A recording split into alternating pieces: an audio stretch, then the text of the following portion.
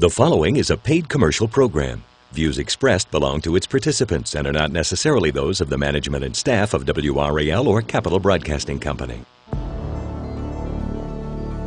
It's time for answers to your medical questions. And get an inside look at the latest in healthcare, medical technology, and treatments. This is Rex on Call. I did not even think that a stroke would happen to a young person. That woman suffered a stroke at 45 years old, and now it's her life's work to educate our community about stroke risk factors and prevention. Good afternoon and welcome to Rex on Call live on WRAL. I'm Kim Dean Holderness for Rex Healthcare. In the United States, strokes are the third leading cause of death and the leading cause of long-term disability in adults. But up to 80% of strokes are believed to be preventable. On today's program, we'll be taking your questions on stroke prevention, symptoms, and important research that's being done right now. If you're watching us live now and you have questions concerning strokes, our operators are standing by to take your calls. Your questions may be answered here live on our program by our experts. The experts answering your questions today are neurologist Dr. Kenneth Carnes, the medical director of the stroke program at Rex Healthcare, and Dr. David Wong, the director of the UNC Hospital Stroke Center. To call us here live at Rex on Call, just dial the number on your screen. In Wake County, it's 744-3876, and outside of Wake County, you can call toll-free 877-277-6252. And if you're watching us as we're streaming live on WRAL.com, you can just email your questions. It's easy. Go to WRAL.com, search Rex on Call. You can even find us on Twitter. You can just send us a message at Rex on Call. So lots of ways to get in touch with us today. While you're calling in with those questions, we want to introduce you to Gladys Lundy. At the age of 45, she was active, working full-time, and living what she thought was a very healthy lifestyle. But undiagnosed heart disease created a ticking time bomb inside her body.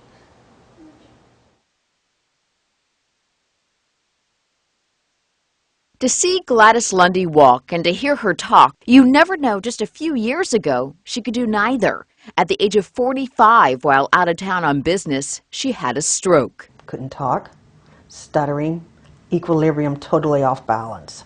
She was diagnosed with heart disease, a mitral valve prolapse.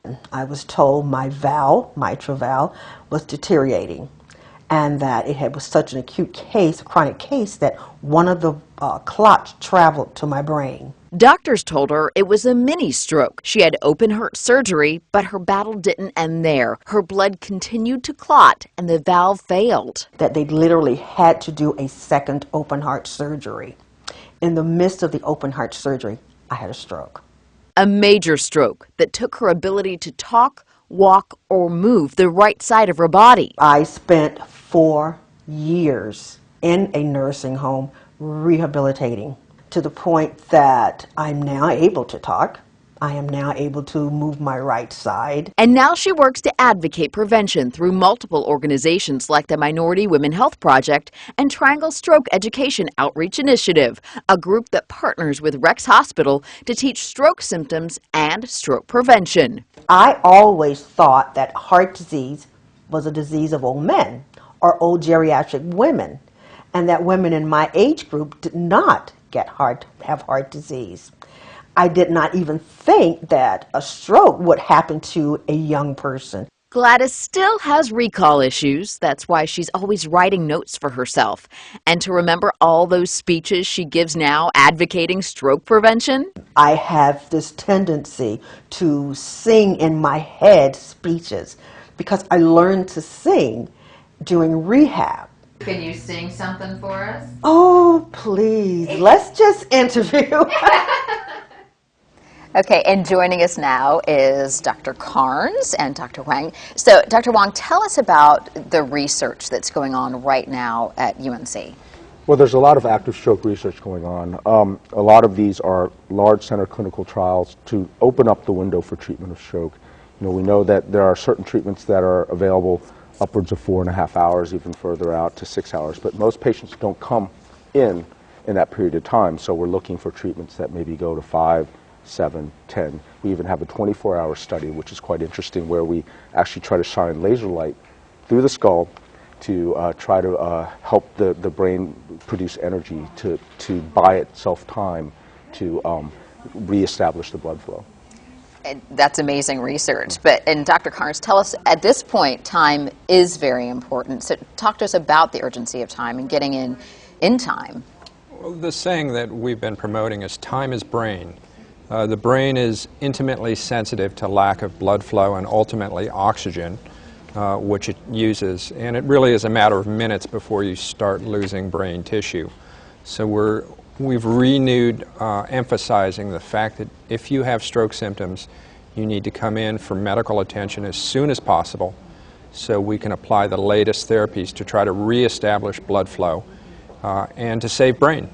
And I think that something people may not realize is up to 80% of strokes are preventable. And we talk about those risk factors. There's some you can't really help, but there's some that are.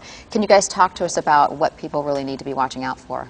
Risk factors that we can help would be something like a family history or a prior history of stroke, but there are a number of modifiable risk factors. We think of high blood pressure, we think of diabetes, we think of tobacco use as the main risk factors, and also cholesterol levels and lipid levels. All of these things are modifiable, potentially treatable, and can help lower the ultimate risk of having a stroke. Okay, and there are several acronyms out there, but there's one that works in terms of identifying if somebody in your presence might be having a stroke. And there's an acronym called ACT FAST with stroke symptoms. So the F is for face. Now, smile, does it droop to one side? The A is for arms. Have them raise both arms, does one arm drift downward? S being speech, having them repeat a simple phrase, and if that speech is slurred, that might be a sign of a stroke. And time, as you were just saying, it's so important to get in time, so call 911 immediately. So tell me about what happens once a person comes to the hospital if they think they've suffered a stroke. Anybody? Well, I think that, the first thing is obviously once they call 911, emergency medical services is activated, and in the field they're trained to identify signs and symptoms of stroke, just like you just discussed. Bring them in quickly. The hope is that they've notified the emergency room prior to their arrival. Once they get there, they'll be evaluated by trained physicians. Some blood labs will be drawn. It's important to get a CAT scan at that point, a head scan of a scan of the head to look for the type of stroke it is, because there's both strokes where you don't get enough blood to the head as well as strokes where you bleed, and obviously treatments are different for both of those. But what about the drugs being administered to dissolve the clot? I mean, does that happen right away, or does that happen before the CAT scan? We like it to happen right away, and in fact the criteria that we're using is try to get the drug on board within 3 hours in the best case scenario, but up to 4.5 hours from the onset of symptoms. We know the earlier you give the clot dissolving medication, generally the better it works. So that's why we try to get it on board as soon as possible, again with the idea of saving as much brain as possible. Okay, and Gladys, who we met in our piece, she'd suffered from a mini stroke. What's a mini stroke, and how does that compare to a major stroke?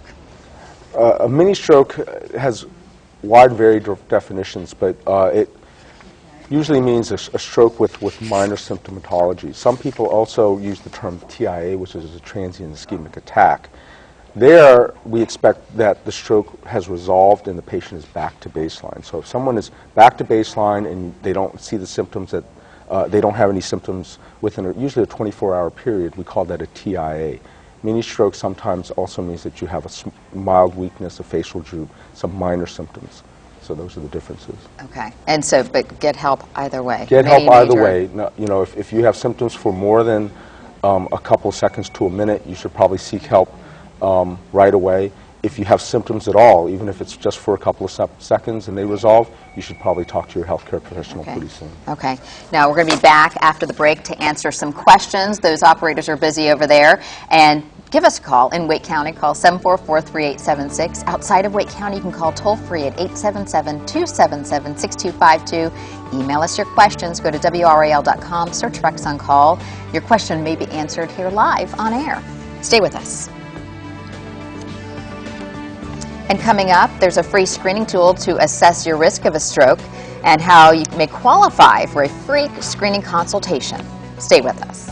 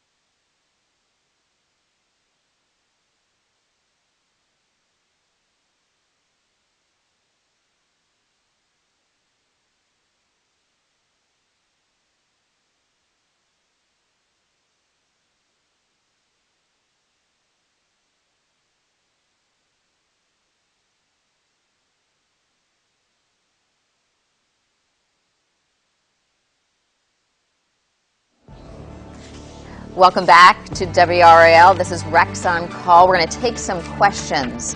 And you can call at the numbers on your screen, 744-3876, and outside of Wake County, 877-277-6252. Here's some questions. There was a question about when rehab starts after having a stroke. When does it start? After a patient's admitted to the hospital, there's a great effort to figure out, one, has the patient had a stroke? Two, if they've had that stroke, why have they had the stroke? So we'll do a number of tests, including the initial CAT scan of the brain. We'll often do an MRI scan or an MRA to look at the blood vessels. Typically ultrasounds of the blood vessels in the neck and the heart, lots of blood work. And again, looking for the source of a stroke. For example, if a patient has an irregular heartbeat called atrial fibrillation, we'll begin them on blood thinners. Okay. Once all of that's complete and they're stable, then we begin the rehab effort. So they're seen by physical therapy, occupational therapy, and speech therapy, and eventually, in most cases, transferred to the rehab part of the hospital to focus on their recovery. So first get the medical problems in line and then start the rehab. That being said, oftentimes we evaluate patients for rehab within the first day. You know, the goal is if a patient can get up and it's safe to get up, we should have them moving as quickly as possible. We know that starting rehabilitation as quickly as possible and making sure that patients get adequate rehab in the hospital as well as once they're discharged from the hospital leads to the best outcomes. Okay, this is from Tony in Raleigh. A mini stroke a year and 3 months ago. Is that a forewarning of stroke if she has a dull pain on top of her head? She's nervous about this. Is that a a warning of a possible stroke to come?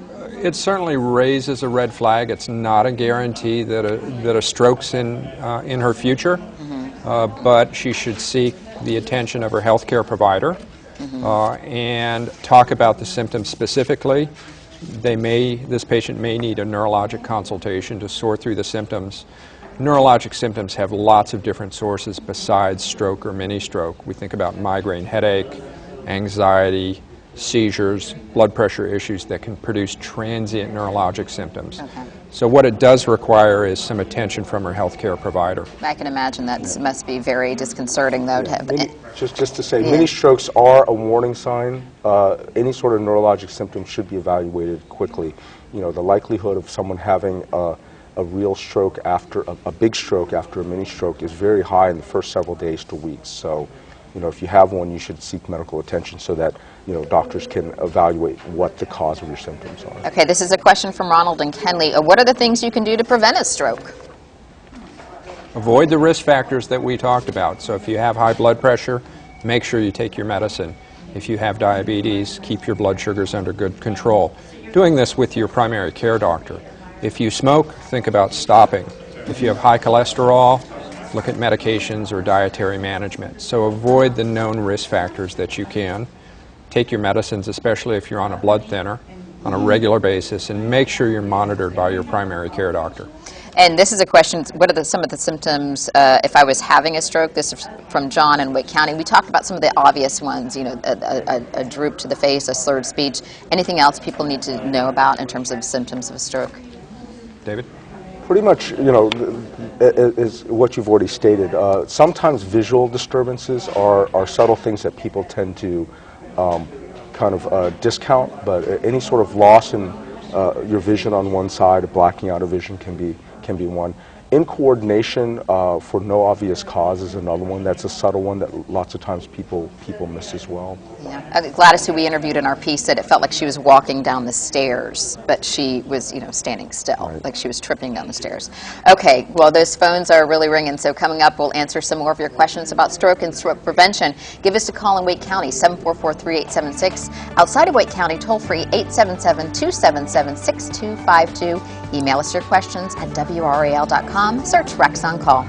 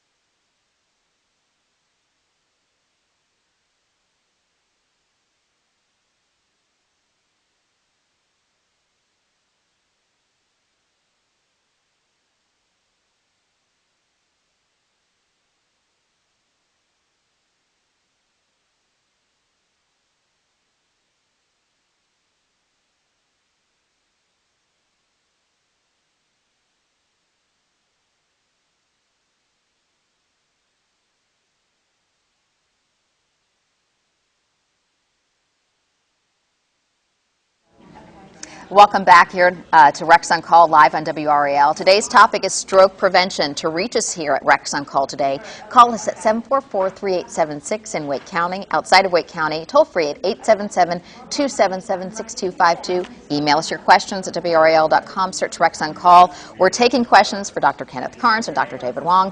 As we mentioned, 80% of strokes are preventable, and there's a simple online screening tool you can do to help understand your risks. It's called a Stroke Aware. It's a free screening tool. If the screening shows you're at risk, Rex will offer a free follow-up screening. So go to rexhealth.com, search Stroke Aware, take the test. It takes 7 minutes, and then you get your results, and then it'll tell you how exactly you can proceed. You may qualify for a free screening consultation. We have a lot of questions to get to, so let's get started. This one's from Kathleen. What can I do for self-therapy at home with decreased feeling on her left side? She's having falls and seizures, and she doesn't have health insurance. She needs some options, obviously.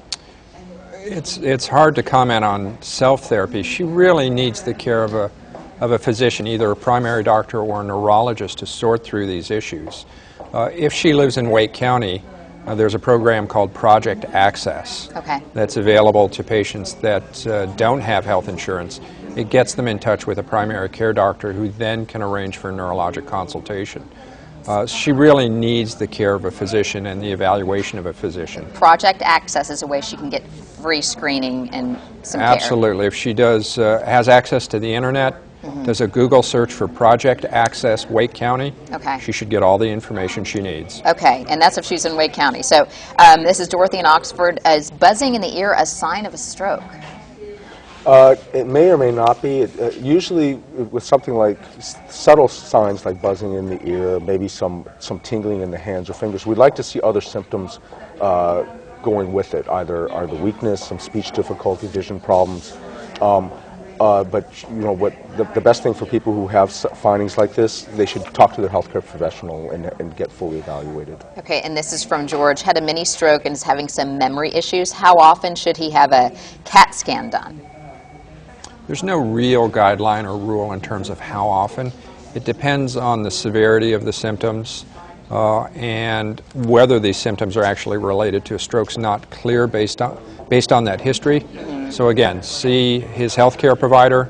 May require some imaging like a CAT scan or an MRI, but there's no hard and fast rule in terms of how often or how frequent to do imaging. So case by case. Okay, case by case. This is from Mary in Raleigh. She had a stroke in 2010 and she's still not able to walk. What are her chances of recovering and walking by herself, and can it still improve after a year and a half? Well, there is research being done. There are a number of physical therapists at UNC doing research on improving gait. The traditional thought was that most of the improvement that you'll see with a stroke after rehabilitation is going to be in the first 3 to 6 months, but there's now even more data, especially with things like robotic training, that people may actually have recovery even further out than that. It's still an early field, and so she may want to contact us at UNC to see if she qualifies for some physical therapy trials. That would be great news. Okay, this is from Carolyn. She has numbing and tingling in her arms and fingers and lips only. Without other symptoms, is it likely that she might be suffering from a stroke? Just like we said before with regards to the buzzing in the ears, usually sensory symptoms can sometimes be caused by other things, but that being said, she should probably talk to her healthcare professional so that she can get fully evaluated. Healthcare, primary care physicians and neurologists in general can do physical exams to find other subtle signs that might be suggestive that she's having strokes. But when in doubt, go talk to your doctor. Yeah, you're not wasting absolutely. their time. You have to check it out. Okay, this is Robbie from Cary. In terms of TIAs, can you elaborate more on the clot-busting drug and the time frame in which it needs to be given? The clot-busting drug that is approved by the FDA is called tissue plasminogen activator. It goes by TPA, and that is the main drug that we're using. It's given through an intravenous drip. The initial indication was to give it to patients with stroke symptoms within 3 hours of the onset. Now we've expanded that to 4.5 hours, where we can give it safely and look for some improvement in the symptoms. And you're doing even more research about maybe... There are other agents out there being investigated. There are some devices that can open up clots mechanically. Those windows may be out as far as 8 hours, sometimes even 12 hours. There are interesting studies that are looking at stroke recovery drugs. We have one study at UNC now that's in the planning stages that is going to look at treating patients with stem cells. And we won't even start the initiation of treatment for 24 to 72 hours. So that's one. Another one is actually an analog of Viagra. Viagra is a vasodilator. And we think that increasing blood flow to the head may help with stroke recovery. Once again, that's got a 72-hour window before initiation. So we're looking at many other treatments. The difficulty is that we have to go through clinical trials that are randomized. It takes some time, but there's definitely drugs down in the pipeline. Some fascinating stuff happening over there at UNC. We're going to have a final round of questions about stroke prevention after the break. This is Rex on Call.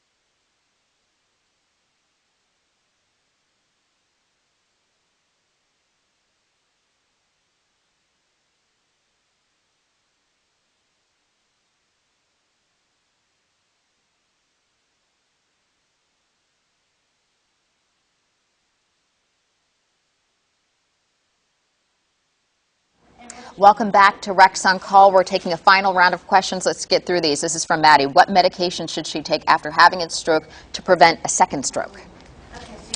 Depends on the type of stroke.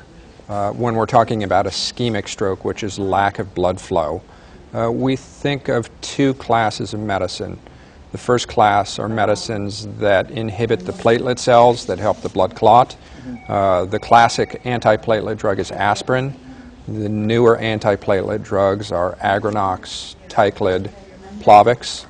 And then we think about drugs that help prevent blood clots is the next class. And the classic one is warfarin or Coumadin. And that's used in people that have a condition called atrial fibrillation. Right. Okay. Next question. What is the difference between a stroke and an aneurysm? Okay, well, strokes actually basically are diseases of blood vessels. We have, so that's the big class. Within that class are ischemic strokes, as Dr. Cairns has just mentioned, where you don't get enough blood to the head.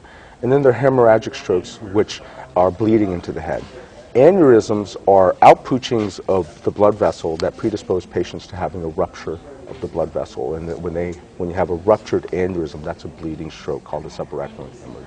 So they're all strokes, but aneurysms are bleeding. When they break open, they're bleeding strokes, and they need to be, patients who have those need to seek medical attention immediately, need to be seen by a neurosurgeon. Okay. This is from James. In regards to food and exercise, how are these related to strokes?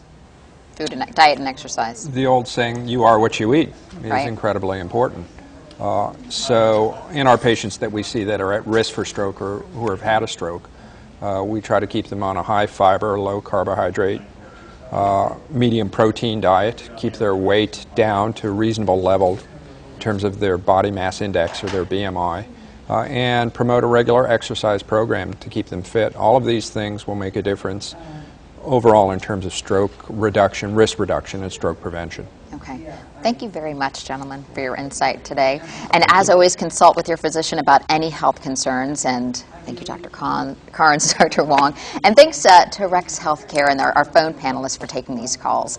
This afternoon, make sure to mark your calendars for our next Rex on Call. It's Monday, January 16th at 1 o'clock. We'll be talking wellness with a nutritionist and a personal trainer. That's January 16th at 1 p.m. I know you'll all have your New Year's resolutions all ready to go, so we'll be talking about how to stick to those exercise routines. Now go to WRAL.com, search Rex on Call, and you can give us your questions beforehand. We'll see you next time.